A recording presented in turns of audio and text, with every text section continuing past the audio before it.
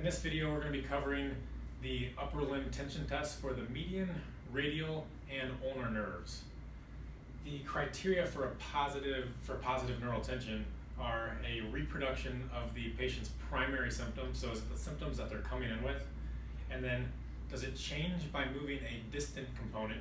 So if we move his shoulder and he's having symptoms down at the wrist, then that would be a positive test. It's got to be distant from the structures that you're assessing locally. And then finally, is it different side to side?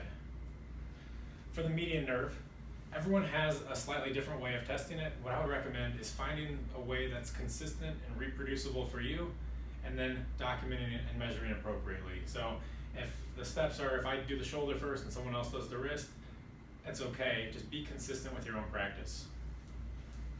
Along each step of these, I'm going to ask, does that reproduce your symptom, or what do you feel in that position? And I want to see, by moving each component, how it changes the person's symptoms. For the median nerve, I'm going to first take my fist, put it into the table, and depress the shoulder. Do you have any symptoms there? Nope. And then from here, I'm going to use my leg to bring him up to about 90 degrees. Any symptoms there? Nope. And then what I notice on Chris is, as I'm trying to go into the median nerve tension test, that we have limited external rotation. So I can't go all the way into the externally rotated position, but I'm going to work in the range that I can.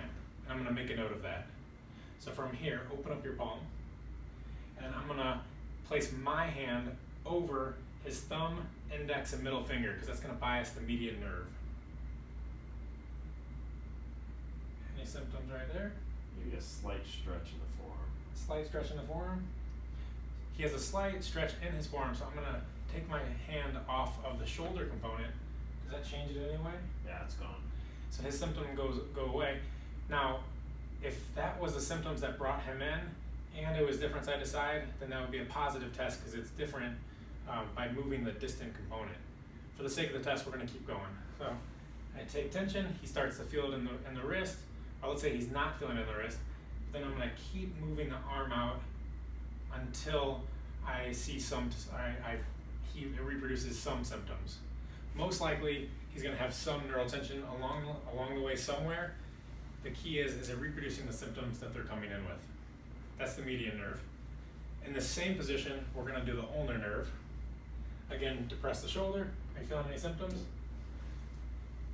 Guide the arm up to 90 degrees. Any symptoms? Nope.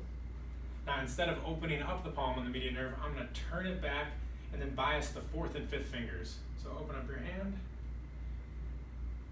Any symptoms there? Nope.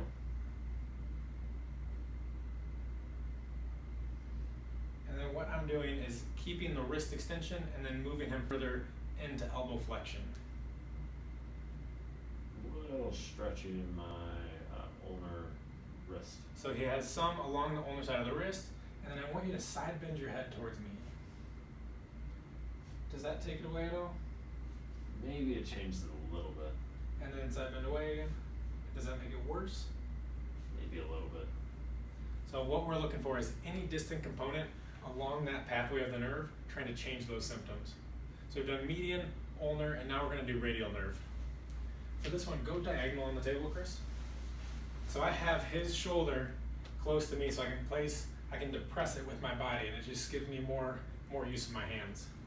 So I depress the shoulder, and then with his arm, I'm going to turn him into shoulder internal rotation. Do you have any symptoms there, Chris? Nope. Bring the thumb in, and then I'm going to flex the wrist. Any symptoms by flexing the wrist? Tightness along my forearm. He said he has some tightness along here, and then I'm going to have him move the neck again. Does that make it any worse? Yes. Better? Worse. It increases the symptoms by tractioning to the neck with an opposite contralateral side bend. What about if I go back, or from here, I'm just going to relax the shoulder piece. Any change there? A little better. Okay. Again, I would say that's positive radial nerve tension. Now, again, is that his symptoms or not? For the sake, let's keep going with the test. He draws the thumb in. We're going to go into slight ulnar deviation as I bring the arm out. trying to bias the radial nerve.